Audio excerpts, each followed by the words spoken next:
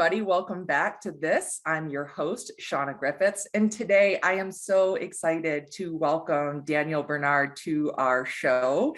Daniel and I have air quotes known each other for some time now through LinkedIn, and we were laughing before we started recording that we've actually never had a one-on-one conversation, and so I'm a little bursting with excitement. So if I'm a little overzealous on today's show, I'm just so excited. You're truly are an inspiration to me, and we'll get into all the reasons why, but welcome, Daniel.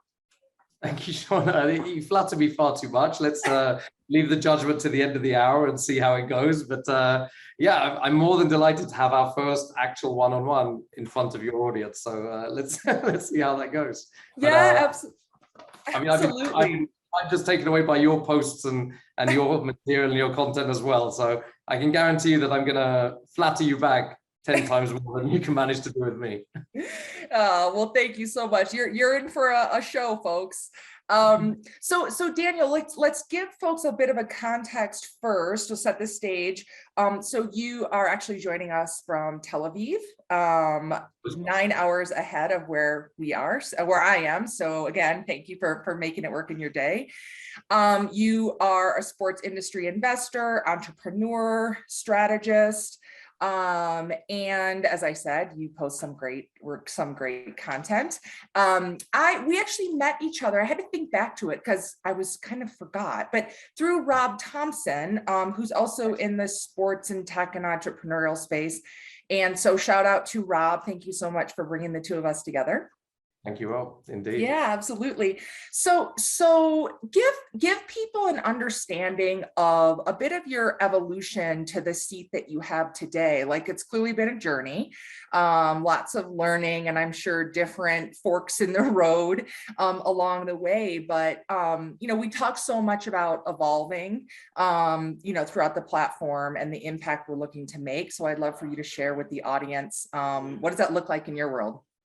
Okay, sure. So I'll try and keep it short and speak for no longer than 4 hours about myself, and then we can move on from there. So I was born, as you can probably hear from the accent, I was not born in Israel, I was born in the UK.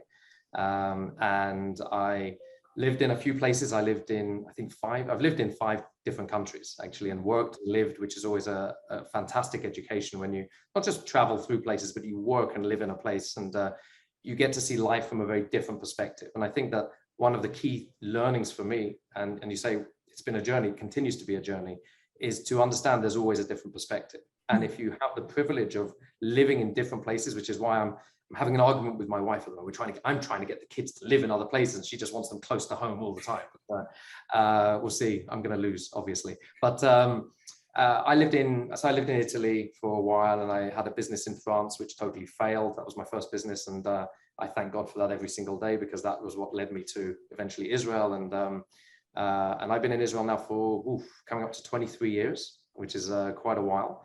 And I'm not moving again. This has been my home for 23 years. It's where I've raised 3 children, and I love this place. But I can list a lot of things that are very complex about this place, but I can only have an immense gratitude for what this place has given me. And when we think career-wise, so the trigger was that failed business in France, and I was left with no money.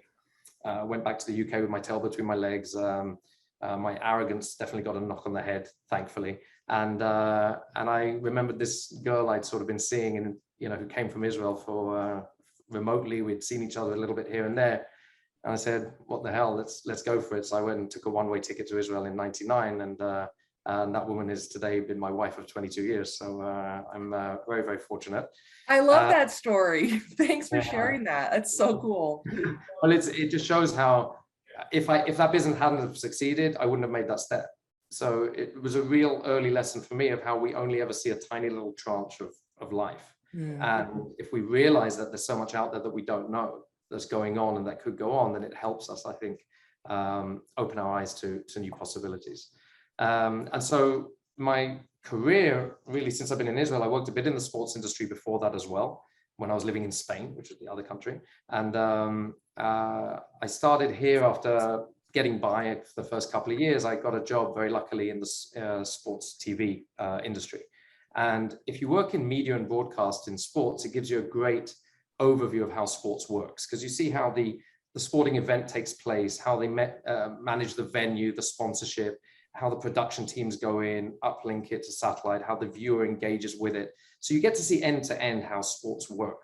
And that was key for me. So I had 3.5 years working there before I left to set up what became Redwood International Sports, which is a sports data and analytics company.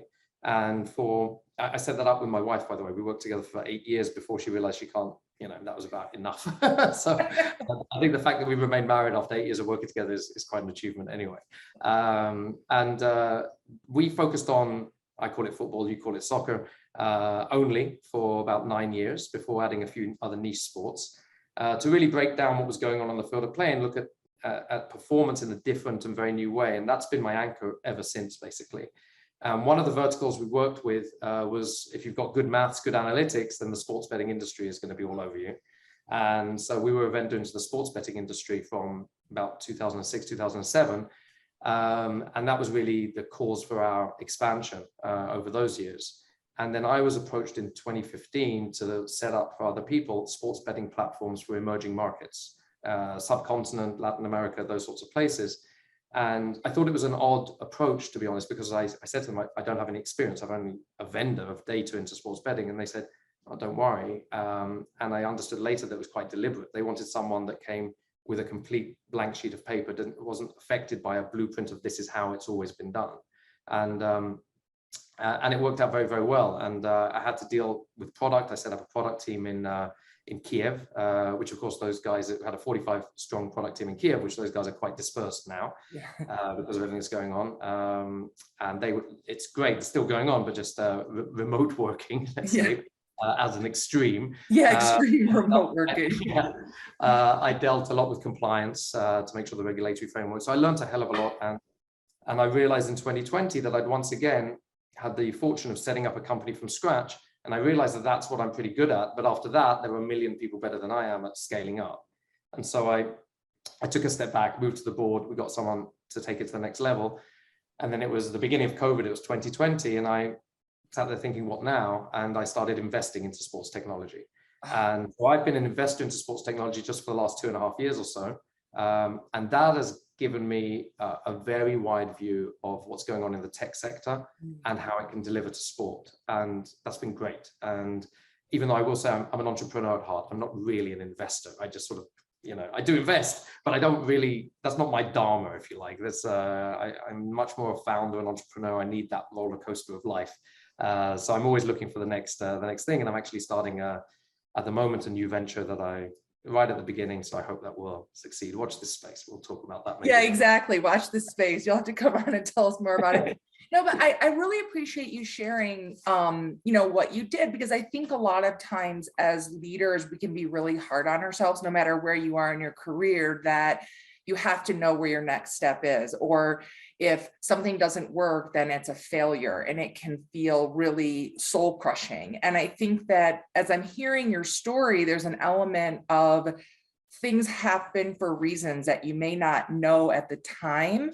And a lot of those, again, that's why I talk so much about evolving, because through each experience, it was like it was a bit of a catapult to your next experience, to, it's like an onion peeling kind of thing, like peeling away the next layer, revealing what the next thing you were going to learn, do, grow, build. And even when you talked about your experience with your, in the early stages with your wife, it was like, dare to take risks, step forward, the courage of things.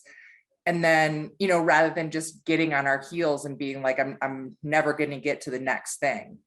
Yeah, absolutely. I mean, you look at it, I mean, anyone who's had a career over a number of years will tell you that you can only map it backwards, can't you? You can't, I couldn't say in 99 when I moved to Israel, well, I'm going to work for the sports broadcast company, then that's going to lead me to this. I mean, of course not. Right. I can look back and I can tell you how one step led to the next step, led to the next step. And that's, I think, a key understanding, is that you don't want to plan too far ahead because you have no idea. I'm not saying don't plan, don't just wing it and see what happens, but keep yourself open to the idea that you really do not know. It's like walking down a road that you can't see what's down the side roads. You can only see as far as your eyes can see.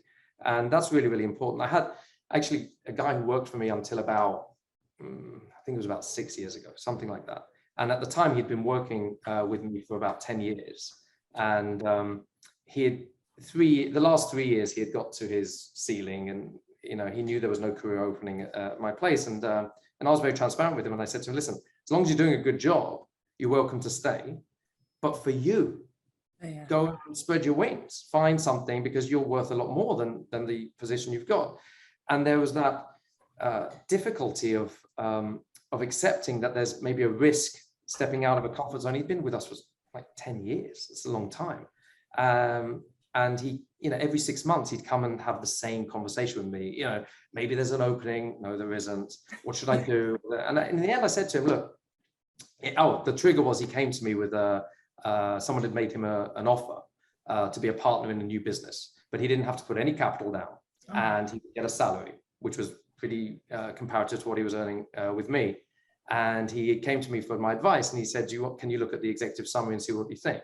And I looked at it, and I said to him, I don't think this is going to work, and I think you should go for it. And he's like, what do you mean? I said, this is just a stepping stone to the next thing. You've got no risk. You don't have to put any capital down. Okay. I said, and he was like, yeah, but what happens if it doesn't work? I go, so then something else will work.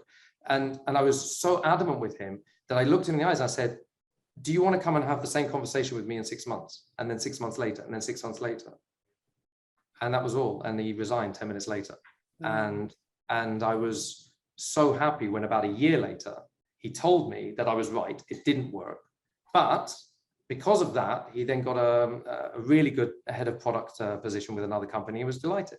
And so it was an example of how you just do not know. And if you're in a position where you're thinking, I just said to him, do you want to keep having this same conversation with me? We've been doing this dance for 3 years now.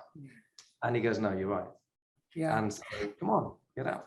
Yeah. And I just want to pause to the audience. I want to, I guess, celebrate for a moment. That's leadership. And I think that so many times it's easy to get caught up in the moment and I don't want to lose this person. This person might be so good for the business, but I love the way you stood back and you're literally thinking about what's best for that person's journey and what does that person need to get out of their own way and allow themselves to keep moving forward in their own journey, And so I really appreciate that you shared the story, also that you clearly had an impact in that person's journey. And then, that person's evolution, then, they moved on. And I love the fact that you were like, that's not going to work, but go take it anyway, because we learn so much from experiences that don't work, then all the time thinking every single thing has to be a win, a success for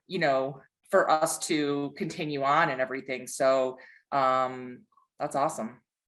Thank you. No, I mean, we learn most from our failures and our negative experience, without a doubt. Everyone says it, but it's so true. Yeah. If I find someone who's been working 20 years and has never failed, I'm really questioning that, to be honest. Yeah. It doesn't make sense to me. So maybe they're, I don't know. It doesn't make sense. You can't really go through. Learning from other people's mistakes is genius if you can do it. I mean, it's fantastic if you can do it, but no one ever learns to the same extent if it's not at their own expense. I know that from my own expenses. I know so many times when I'm talking to people, I a lot of times share experience that I went through with either I made a mistake, screwed something up, or it was, adversity that I found my way through. Because sometimes I'm learn from me so that you don't have to go through the experience that I did, But it's so true. I mean, I look back at when I had been laid off, when the pandemic hit and sports entertainment just, shut down, and I lost my job, and I had been there for too long. I had been there 9.5 years, and I wasn't coasting in the situation, but I should have moved on before then. And in the moment, it was so hard of what the hell am I going to do? And it was less of the loss of that particular job and just that holy crap, in that moment. But I look back and I am so grateful for all of it, because who I am today as a business person, who I am today as a human, I just have evolved so much from the Shauna of yesteryear kind of thing, So just you say, they're these, I'm actually so grateful for for that experience. And no, it wasn't easy, and it's still not easy, but it's just part of the journey. That's it, exactly. And we are always just in the middle of our journeys. I think some people feel that, oh, my journey has ended till today, because that's all they know. Yeah. You realize you're just in the middle. There's like a whole extra bit over here that we haven't explored yet. And so when you think about that, it's like, oh, there's so much more to learn. I know I'm going to look back in 5 years at who I am today and go, huh, I didn't know that back then. It's just the way things are, Yeah, it's so true. So I have a question for you though, because a lot of times when we talk about having this frame of mind when it comes to the path forward, and that it's not this like regimented 5-year plan and I know exactly what I'm going to do next. When we talk about it, it makes it sound easy and stress-free, and then there's no anxiety in it. And I know that there's definitely times where I'm like, yeah, I wish I had a crystal ball. I don't know what's next. And I think from proving myself to myself from that experience of, over the last several years, I'm able to lessen my anxiety about not knowing what the next thing is. But I'm curious, in your experience, has it been, did you have more anxiety of that in the beginning? Were you trying to figure out what's next, or has it, and now what helps you to keep that mindset of almost like trust that you'll figure it out? Well, so I think when I look back on how I was at the start, I'm not sure it's a choice, to be honest. I just have, if I think about my biggest asset, is that I don't fear uncertainty, whereas most people do. Yeah. But it's a natural thing. It's not like I woke up and said, I'm going to make sure I don't fear anxiety. I can't tell someone to be like that if they're not like that. And I'm just so thankful that I'm like that, because that allowed me to just go and do things and see what happens. Whereas, and I think when I look back at it, maybe when I was younger, it was partly a mixture of naivety, maybe stupidity, and thank God for that, because it allowed me to do things. When you get a bit older, you're a bit wiser, and you think, well, I shouldn't be doing that, I shouldn't be doing that, and so you'll stop yourself by your own wisdom. But when you're younger, you can go and do things, and it might be the stupidest thing in the world, but you never know, it might also be the best thing in the world. Yeah. And so my natural lack of fear for uncertainty has definitely been something is one of my strongest assets, I think. I don't actually know how to do many things, but that naturally I'm very good at. And I see that most people are not like that. Most people have a natural fear of the unknown. And then I try to talk to them, but again, it's a psychological thing. You can't convince someone in one conversation, Daniel said, don't fear the unknown. No worries, I'm going to do that now. It just doesn't work. It's changing a mindset is really, really hard. So I think that I was just fortunate, and that's why I was always very entrepreneurial, tried things, failed, no worries, even though I was gutted. I mean, it wasn't like I was not completely broken. I totally was. When I had no money left after that French adventure, I was, and I was cut down to size as well. I all of a sudden realized that, hey, hang on, can't just make everything work. Yeah. And sometimes just that's what happens. And it's funny, I look back on that, by the way. I found during COVID, we were doing a lot of cleaning up, and I found what I called my business plan for that. I was only 23 years old. It was just a to-do list. It's hilarious. I mean, I saw all the mistakes anyway of a first-time entrepreneur. But then you say, how do I keep it now? There's no doubt that if you've got a certain amount of financial stability, which thank God I have now after some successes in business, that allows you to be more of a risk taker. And, as long as you're controlled, it's always going to be harder if you're tight, trying to make ends meet. And then you've got that extra stress. And, when I took those risks when I was younger, I didn't have kids, didn't have any responsibilities, so it's much easier. I'm in awe of people who go for something they really believe in, and they don't have a financial buffer, and they've got kids to take care of and a mortgage to pay. And you think, wow, that's amazing. I don't know if I'd have been the same in that position. Yeah. And so when I had to take risks early on, I didn't have those responsibilities.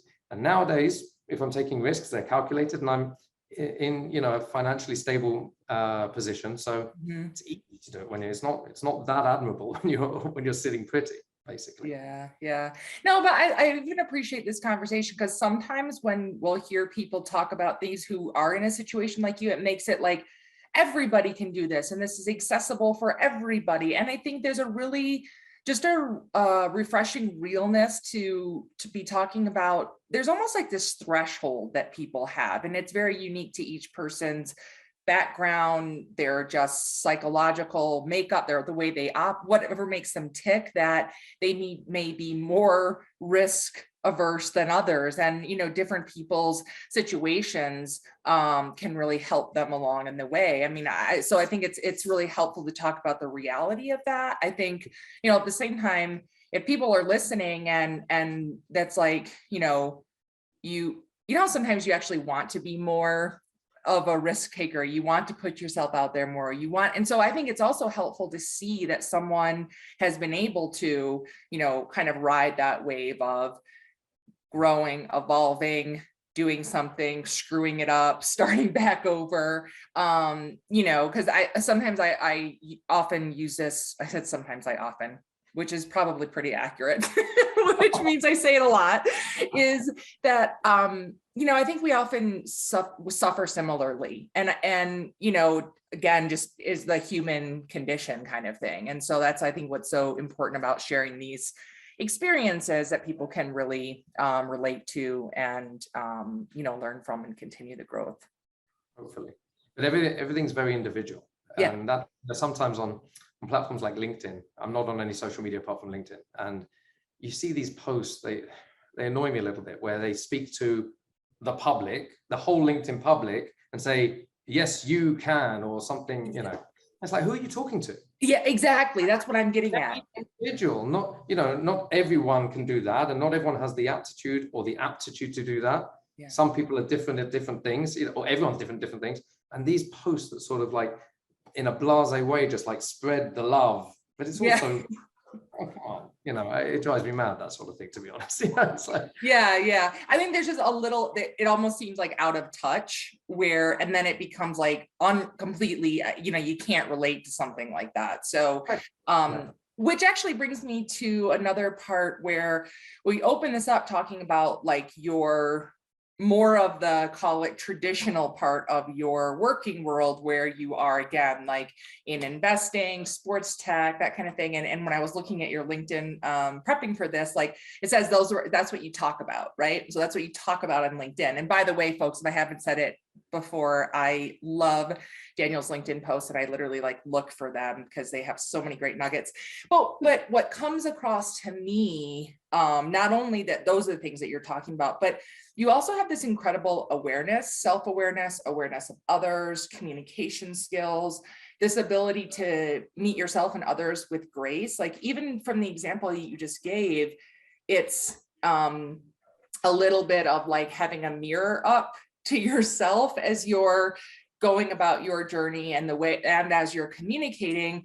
And then the other thing that really sticks out to me is it seems to me that you're on a quest to constantly learn, which I think is, I can definitely relate to. And you've talked about your, mindset and adversity as we've gone through this. So, I'm kind of curious, where did that element of Daniel come from? Which one? Right. I know which one. Well, what I mean is that way of thinking and operating where it's not all about you, and there's so much of that like awareness of others and how it's like how you're operating in the ecosystem. So I'm curious where that could have come from. Yeah, sounds like your dog wants to join the interview. I know, right? Here goes, folks. This is what I do. I throw treats to Petey to keep her from barking. Yeah, so where does it come from? I mean, first of all, I try and be more and more aware. I mean, if all, through my life, and I'm 47 now, so I don't think I was always that aware. I think it's a process. I think if you ask my wife, she'd say that I'm completely unaware. It depends who you ask. I'm kidding. Okay, I hope I'm kidding. But I think my greatest love is people. I take an interest in people. Yeah.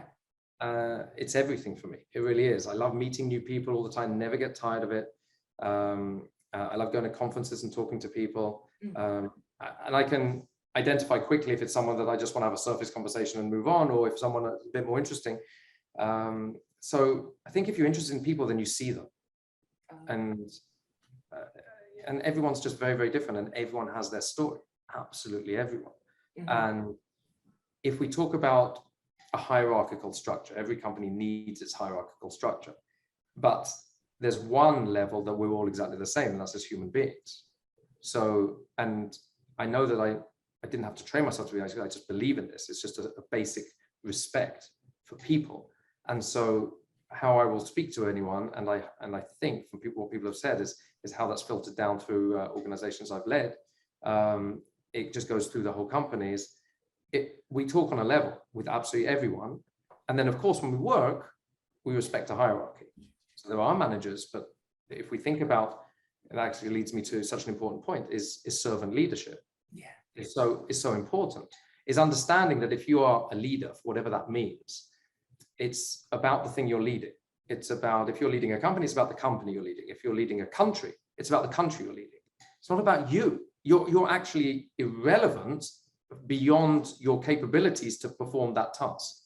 And if we think about it, you talk about countries, if you're leading a country, I mean, the idea of public service, it's in the name, public service. Well, how many national leaders are actually putting their country and the people in their country before themselves? I mean, these days in the democratic world, we have huge issues with that, of course. In fact, that's one of the reasons, you know, I do a lot of, have a lot of communication with the UAE these days. And I think last time I was there with my son, who's 20, he was blown away by he saw the autobiography of Sheikh Mohammed, of the ruler of Dubai. And it's, the title was something like 50 years of reflection after 50 years of service.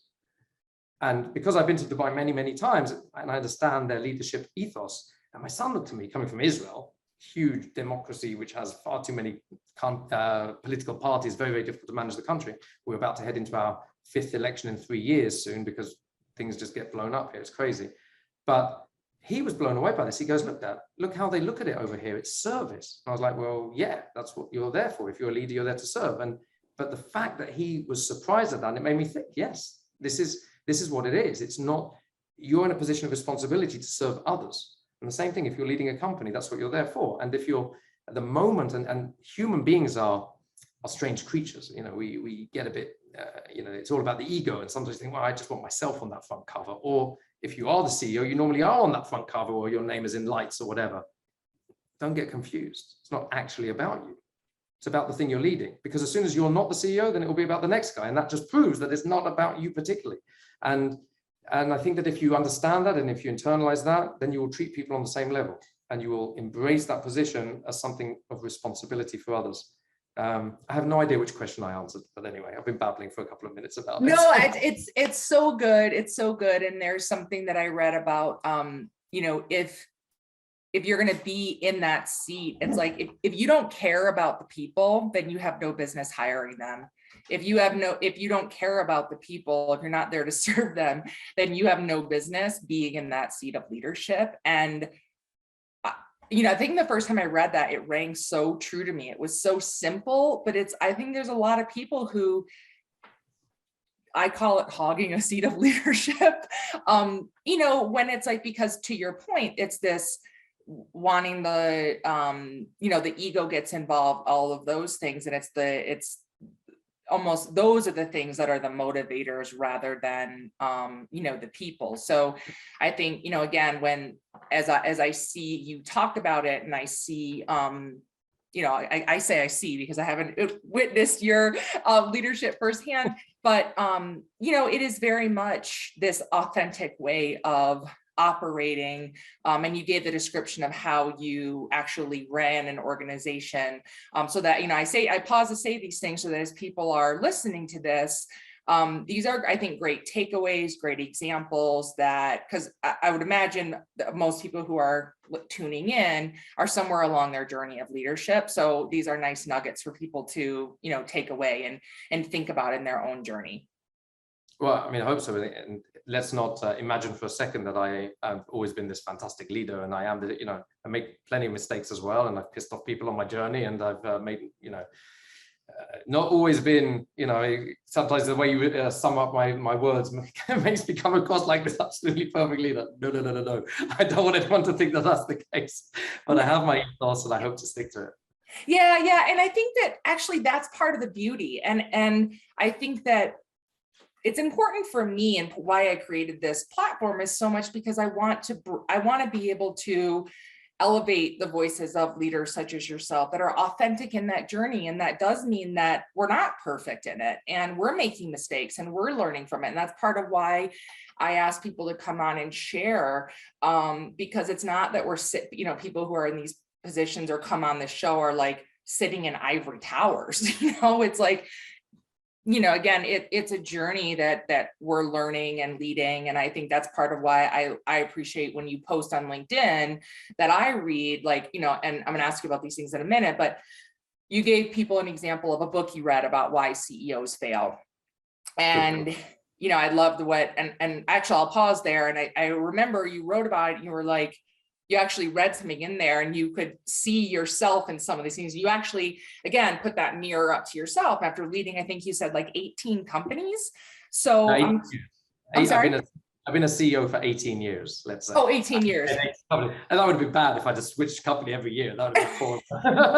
Yeah, you're right. I'm sorry. But I would love for you to talk a little bit about, like, maybe what was one of the takeaways from that book that you were like, either, wow, you had really learned from, maybe, your experience in a certain role. Yes. I mean, I really like the book. And the way it's structured is each chapter deals with a character trait that you might have as a CEO that can totally derail you and your company. And so I looked just through the index at the start before I actually read it. I'm looking through the index, and each chapter is entitled with that character trait. So, for example, there's like arrogance. You think you're always right and no one else is. Okay. Now, I think that maybe when I was very, very young, I was a bit like that, but I'm certainly not like that for many, many years. I was thinking, oh, phew, not me. But then I look and I go, melodramatic.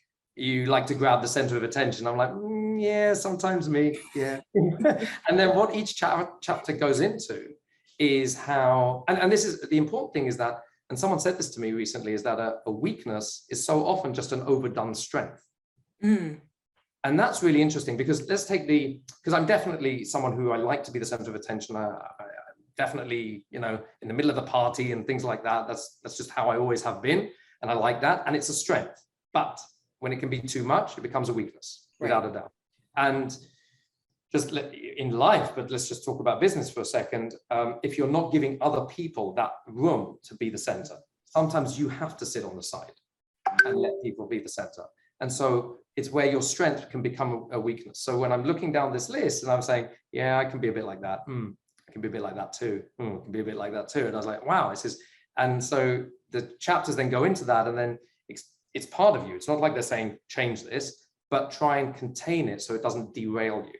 So there was one, now that I'm thinking about it now, there was one of the chapters was on being mischievous. Okay. Now, I didn't immediately think of myself as mischievous, but the way they described it made me think, yeah, that can be me. Is that you think that, you can bend the rules. You think rules are just a suggestion sort of thing. Now, if you're in an early stage startup, sometimes being a little bit like that is a massive strength. You have to sort of, shove yourself through the window when someone kicks you out the front door, and you have to make things happen. If you just live in a box, you're never going to create something that's really disruptive. So, and again, I'm not advocating breaking rules here, but sometimes that character trait with me has been a massive strength. But again, in another circumstance, when you've got a mature company, and just if it's part of you that loves to push the boundaries a little bit, that can derail you. And being aware of that is what this book was all about. It was saying, I'm not trying to change you. It's like, okay, be aware and know when to put that in a box and say, mischievous Daniel, you're not here now. And that was really, really important. And again, coming back to the fact that it's not like strengths over here, weaknesses over there. They're very intertwined. Yeah. And that statement that weaknesses are just overdone strengths, it stayed with me since someone told me that. And it's a very important takeaway, I think.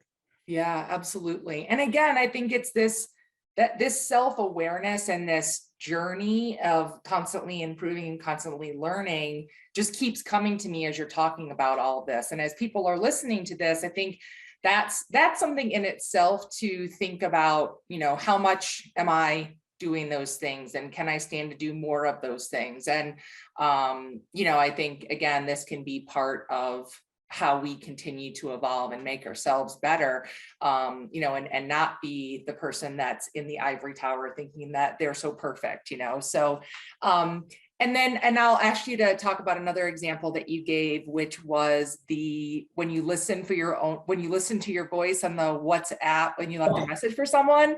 I love this because actually, so I often, when I'm talking with people, I'm in meetings, I have this trick. I don't really know where I learned it, but I literally listen for my own voice. And for me, that's because that's my cue. If I start to hear myself too much, I'm like, whoa, I'm talking too much. I'm dominating the conversation, where I need to your point, like step back, put somebody else forward. And so anyway, yours is a bit different, but I just love the whole concept of like that awareness to listen to your voice. So tell us about that. Oh God, you put me on the spot with this one. Okay, so whenever we hear ourselves back in recordings, it's a normal thing. Unless you're a singer or an actor, you don't often hear yourself. So normally when you grow up, you hear, oh my God, do I really sound like that? Our voices are different in our heads to how other people hear them, and that's true not only of the sound of the voice, but also the intonation sometimes. And talk about my wife quite a lot on this call so far, but like the number of times she go, you should hear the way you sound. She'll say, that you, and I'm like, I didn't sound aggressive or whatever. And she goes, you should hear yourself. It's something, there's these things sometimes you should hear the way you sound. Anyway, so this was a WhatsApp interchange I had. I'm not going to give too many details because it will give away who. I was in the middle of a lot of things, and the other person had done something that I didn't think was the right thing to do, but it wasn't a huge thing. And I was just in the middle of a million things. I was just sending voice messages instead of typing because I couldn't be bothered to type. Okay, which also, is maybe an indication of not being that, I don't know, respectful, because it's like it's easy for me and harder for the other person. When you send voice messages, it's easy for you, harder for the other person. So maybe that indicates a little bit of selfishness on that side. So I was sending voice messages and rapid fire, and then about half an hour later, I wanted to check what had been done, and I went back to the conversation and I listened to myself, and I was horrified. I sounded horrible. I sounded aggressive. I just sounded unpleasant. Like all the things that we barely know each other, but I guarantee you I'm generally a very pleasant guy. Okay. Yeah. I just did not sound like myself at all, but obviously it was me. Yeah. And I didn't realize, I knew I was a bit impatient, but I didn't realize how unpleasant I sounded. And that shocked me. It really did. And so I called the person and I explained and apologized, and they told me that occasionally I'm like that, and it was a real mirror for myself, and I would not have known if I hadn't listened back to my messages. Yeah. So that's the story you wanted to hear. Anyway. Yeah. No, again, and because it's like, I think that, again, as people who are on this journey, it's really helpful, I find, and as I'm hearing in your story as well, is to have these checks and balances for ourselves and not always rely on or think that somebody else is going to like say, why did you leave me the message that way? Well, maybe that person would have never said that to you, but those checks and balances of like, what is the mirror that we can put up in front of ourselves to go like, how am I doing? Oh God. And then the fact that you actually called the person and you were like, yikes, my intention wasn't my intention. And like hold ourselves accountable. And again, like these are things that I just appreciate so much, the conversation around it. And just, and that part of leadership. Cause again, I think there's just oftentimes this like mystery of how do people become effective in their roles as leaders and how do you operate? And so, I just appreciate being able to talk about some of these things so that, again, people can go, oh gosh, what is a little tool or trick that I could have in my toolbox as I go about my day? Yeah, I mean, you mentioned the word accountability. I mean, it's huge. It really is. I think that, I look at, I'm going to sound like an old guy now. I say the younger generation these days. There's less and less accountability, and it drives me nuts. It's as if like there's always a reason externally why something's not working for them. Generally, I'm talking very generally here. Yeah. And I see it in organizations, and I'm trying to get into a mindset that says, okay, it's a different generation, different challenges and whatever, but accountability is a bit lacking here. It's like something didn't work for them because of something. It's like nothing's personal to them, and they own it and take responsibility for something that's happening. Even if it's an external thing, then change your life, do what you can. And I see sometimes a lack of accountability in the younger generation. But one of the other things you mentioned that I wanted to talk about as well is, we've got to remember that we're very different people, all of us. And like you say, it's good to put checks and balances in place. Well, if it was someone else who's, let's say, lacking confidence in themselves, or I'm blessed with confidence, someone who's lacking confidence in themselves, putting too many checks and balances could turn them into a complete, neurotic person, And so it's not like there's one size fits all for how to choose whatever you are. We're very individual people. So yes, checks and balances, but depending on who you are. So if you've got someone who's like charging around like a bull, put some restraints on them. If you've got someone who's just wandering around in life, give them a kick up the butt. And, it depends who the person is and who you are. And that's why understanding who you are is so important, because then you can understand what helps you to grow, which is not necessarily the same for your neighbor.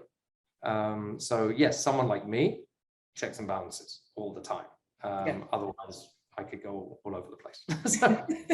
Yeah, totally. But when you were talking about that dynamic of, now I'll do I'm an old person, the younger generation, and that element of accountability, it also brings me to something that I read that you posted, was a quote about, and I'm reading it, is to always be stronger than my excuse.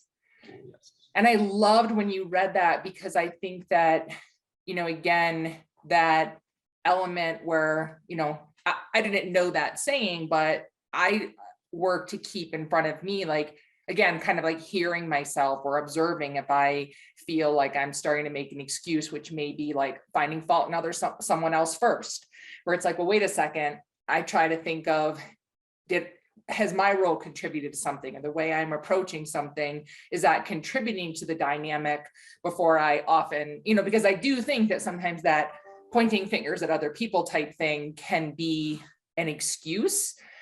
So now, to your point about having to be careful about how far you swing on the pendulum, sometimes we can, you also don't want to go into like constantly blaming yourself and over learning from, situations. So again, all these things in moderation, folks who are listening. But tell me a little bit about where did that quote come from, and what does it mean to you? So this is a quote that means a hell of a lot to me, to be honest. But just before I tell you the background to it, so being stronger than your excuse, for me, doesn't necessarily mean blaming myself instead of blaming the outside world. It means just being stronger than any of those things anyway. So the world hasn't given me my pay rise, be stronger than that anyway. Don't blame my lack of promotion on something else, that something has happened. I've got to keep going. That's the idea behind it. Now, the inspiration behind this is an amazing person who Sheto Tesfu is his name. He Ethiopian immigrant into Israel, which people who live in Israel know that it's not easy for the Ethiopian community here. Their integration into society has not been simple, and they're always up against it, so to speak. And so, they've got a difficult start already. So you can immediately say, oh, well, I've got a difficult start. It's because of that I can't get a job. It's because of that I'm not moving forward in life. And this guy insisted with himself. I think he came to Israel when he was about 5 or 8, something like that, when he was a young kid. And he insisted with himself that I never met him, but I know the story, which is a tragic one, unfortunately. So he insisted with himself that he was going to make it anyway. And one of the things about making it in this country is there's conscription. You have to go into the army when you're 18. Now, there are millions of roles in the army, from pen pushing roles to senior combat officers to intelligence units, as you can name it. And some of the roles you have to work really hard to get it. And he made it a goal of his to, work hard and become a good combat soldier and maybe an officer. And he got into those roles, which is hard for anyone. But with his background, it's even harder. You know, the playing field is not the same for everyone, which is why I don't like this lie that it's like, oh, yes, you can. No, the playing field is not the same for everyone. If I come from a middle-class background and I had privileges, that made it easier for me. Yeah. It's not the same for everyone. And so he came from a difficult background and overcame those and got into that position. Now, unfortunately, very tragically, he was killed in an accident, not even in combat, but in an accident while he was serving. And they searched his barracks after the funeral, and they found his notebook, which was full of pearls of wisdom. The guy was 21 when he was killed. Oh, wow. And it was just full of incredible pearls of wisdom, of self-affirmation and motivation to be able to be the best he possibly could be. And my favorite was, he's got this, you can see it handwritten as it's been published, and it's written in Hebrew. So, and he's written, be stronger than my excuse. And then at some stage, he obviously put an indent to always be stronger than my excuse. And this is what he lived by. And soldiers in his unit have tried to keep his memory and his legacy alive through these quotes and everything. And they've raised a charity. And it's very difficult because it's very, very focused. But it's really looking at how to bridge between communities and people that have lesser chances in life and give them those chances through these examples. Be stronger than your excuse. So that's the background to it. And when people ask me what's my inspiration, he's my inspiration more than so many people. It's a 21-year-old kid who tragically was killed in an accident, but he overcame things, and there was no excuse that was going to prevent him. Oh, you're an Ethiopian immigrant, you can't, there's no point going for that unit in the army, you might as well go for something a bit less. No, you're going to go for it anyway. I'm going to be stronger than my excuse. Amazing. Wow, that's amazing. Thank you so much for sharing that one. And as I'm watching the clock, because we said before we started, I could just keep talking all day. So I'm going to go to one more, which is right behind you, which I love, and I noticed it the first time that we talked, which is the Michael Jordan Wings poster, which I literally have, and I tried to bring it out, but I didn't get around to it. I have it it was on my wall. As I was growing up as a little kid. I don't know if I told you I played basketball coming up. I played basketball in college. Anyway, so like I love it. And it has it's Michael Jordan, it's wings, and it has the William Blake quote on it that says, right. I think it's no bird soars too high if he soars with its own wings. Beautiful. Exactly. There you go. Yeah. And so it was like, I think back to it. I don't think I really had any frame of reference to really understand what that meant, but I knew it meant something big. And, he was such an icon to me. But I love that you have that. I always think of it. So tell us what that means to you and why you have it on your wall. Well, Michael Jordan is without a doubt, some people like him, some people hate him, whatever. A lot of people love him, but his impact on the world of sport, not just in basketball, was enormous. You can't argue that. Yeah. And there are a few people of that stature that it's not just about how he played sport, it was the way he carried himself, it was the way he represented himself, his team, his country, or didn't sometimes. There were a number of examples, but people like Muhammad Ali, that level of character that brought so much through sport. And that's my whole career, sport. For me, everything that I try and do is to try and, I know this sounds a little bit, wishy-washy, maybe visionary, but like, I'm hoping to impact people's lives through sport. It's more than sport for me. And in fact, my new venture is looking at exactly doing that. It's using soccer to help impact people's lives. And Michael Jordan impacted people's lives. His story is incredible. And so I love the idea of Jordan, and the poster itself, which if you get it life-size, like I've got, it's like this, his span of his arms, holding a basketball in one hand. It's just the immensity of it. It's just, it's incredible. So I love it. But I have to say that as a Brit, basketball is not that big a thing growing up. And that poster over there is actually more significant to me personally. And no one will ever notice that because it's a bit in the background, but I will actually bring it.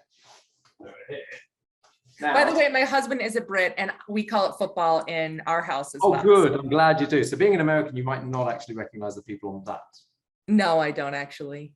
So that is a very famous picture from the 1970 World Cup, a game between England, who were the then champions. They won in '66, and Brazil, one of the best Brazilian teams ever. And Brazil won. Oh, mhm. And that picture is between Pelé, the Yeah.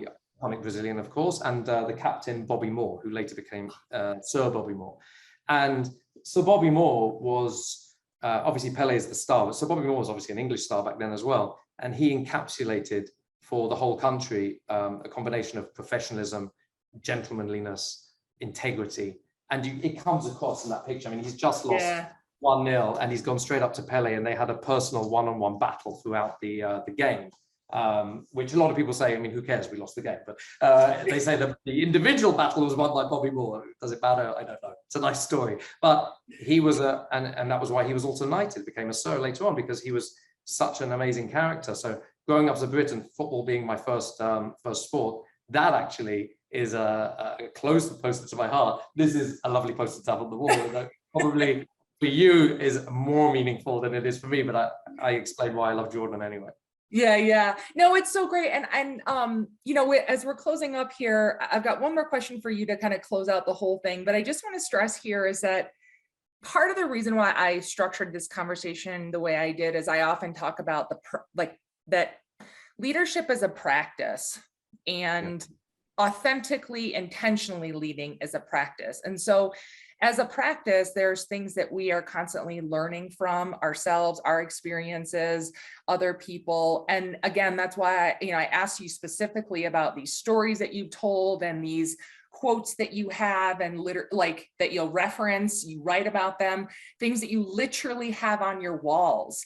And so I say these things for those, for the listeners, that again, these are things that we're constantly practicing and striving to remind ourselves, to catch ourselves, these checks and balances, as we talked about earlier. And it can be to the degree that's, as we talked about, to the degree that resonates with each person, because everybody needs something different. And that's also something I try to make sure that we're keeping out in front of ourselves on this platform, is that there's no one, it's not a universal like solution for everyone. So we get a smattering of examples and people and stories and nuggets, I'll call them, so that we can figure out what will truly work for ourselves on our journeys. So with all of that, I just want to ask one last thing, which is, you spent almost an hour with us generously. Thank you again. And if there's one or two takeaways that you would love to make sure that the audience gets from your episode, what would that be? Wow. More takeaways than we've got so far. I know. But that's why I asked, because we talked about so many things. But as people are like, what's the thing that you'd like people to take away from this? So I think an important one that we sort of touched on a bit before is that that is so important to realize is that everything is very, very individual, and what suits you is going to be a combination of what you learn from him, from her, from them. And that's why you get wiser over time, because you interact with more and more people. And so you can learn little bits from everyone that comes along your way.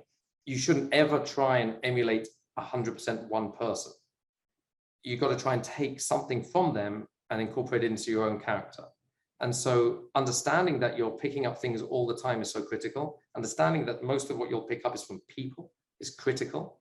Understanding that, the older you get, the more you realize there's not really that much right and wrong. Of course there is, but it's less and less black and white the older you get. It's much more about perspective. And the more you can put yourself in the person opposite you, into their shoes, and understand what they're going through. That could be your friend, your wife, your colleague, your boss, doesn't matter. If you can put yourself in their shoes and understand how they're seeing the world, because their view is going to be different, the better off you'll be, because then you'll be able to communicate with that person better. You're not just shouting your message to them while they shout their message back to you. And so that, I think, is absolutely critical. And that's something that I think I've had to learn, because I think as a young man, I was very, I know what I'm doing. I know it all. And it took my, again, talk about that first failure when I was 23, 24 years old. It taught me that I don't. And that's great. So, understanding that everyone has their perspective, I think that's something that is really important to take away. Yeah. Well, thank you so much. It's been an absolute pleasure to finally have our first one-on-one conversation, and I'm just honored to be on the path with you. And thank you so much.